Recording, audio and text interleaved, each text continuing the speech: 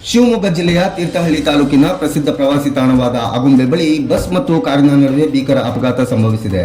ಚಾಲಕನ ನಿಯಂತ್ರಣ ತಪ್ಪಿ ನಡೆದ ಈ ಅಪಘಾತದಲ್ಲಿ ಕಾರಿನ ಮುಂಭಾಗ ಸಂಪೂರ್ಣವಾಗಿ ಜಖಮಗೊಂಡಿದ್ದು, ಅದೃಷ್ಟವಶಾತ್ ಯಾವುದೇ ಪ್ರಾಣಾಪಾಯ ಸಂಭವಿಸಿಲ್ಲ.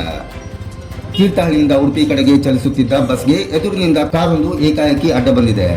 ಈ ವೇಳೆ ಬಸ್ ಚಾಲಕ ಬ್ರೇಕ್ ಹಾಕಿದರೂ ನಿಯಂತ್ರಣಕ್ಕೆ ಸಿಗದೆ ಕಾರಿಗೆ ಬಸ್ ಡಿಕ್ಕಿಯಾಗಿದೆ. ಡಿಕ್ಕಿಯ ರಭಸಕ್ಕೆ ಕಾರಿನ ಮುಂಭಾಗ ಸಂಪೂರ್ಣವಾಗಿ ನುಜ್ಜುಗುಜ್ಜಾಗಿದೆ.